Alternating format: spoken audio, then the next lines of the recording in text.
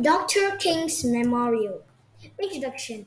Each year, people of all ages visit the memorial that honors Dr. Martin Luther King Jr.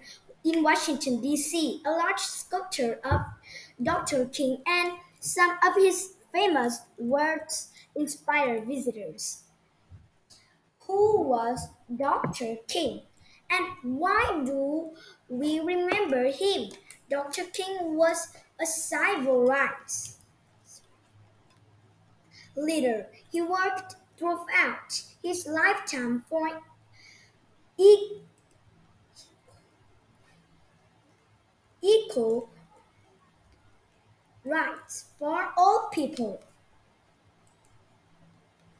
The South. Dr. King grew up in Georgia in the 1930s. During his childhood in the South, he faced racism, racism, racism, and laws that were unfair to black people.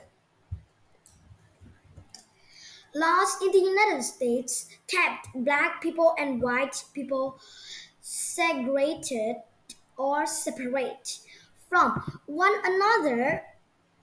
Not all states followed these laws, however, many states in the South enforced them. In the South, black people and white people were not allowed to marry each other.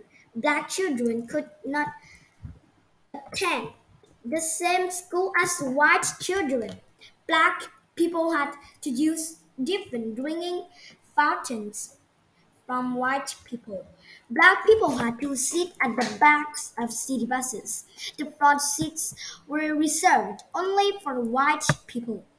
Black people were not allowed to ride in the same railroad car as white people. Black people and white people had to use different public restrooms. The law said that everything would be separate but equal. However, many faxes, fax, facili- facilities for black people were not as nice, clean, or well kept as those for white people. Dr. King's work. Dr. King wanted unfair laws to change and for people of all races to be treated equally under the law. His dream was that Americans would come together as one people without racism. He gave many speeches and spoke with many people about how to change the laws.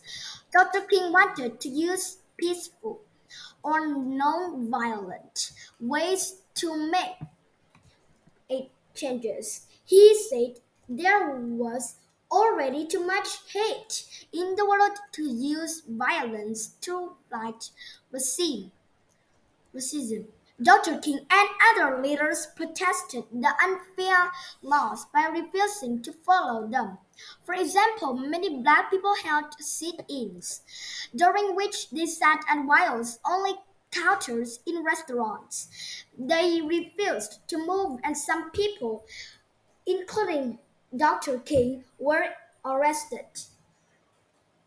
Dr. King and his supporters marched with many people as another non-violent way to protest racism and the segregation laws.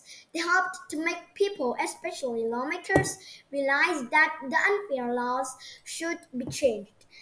After marching in Washington, D.C., Dr. King delivered his famous I Have a Dream speech at the Lincoln Memorial in 1963. He affected many people with his powerful words. New laws. Because of the work of Dr. King and others, the government changed the segregation laws in 1900. for the new laws are fairer. It is now against the law to treat some people better than other people because of their race. Black children and white children can go to the same schools. People can sit where they want on buses and trains and in restaurants. The same water fountains and restrooms can be used by anyone no matter their race. Dr. King's dream.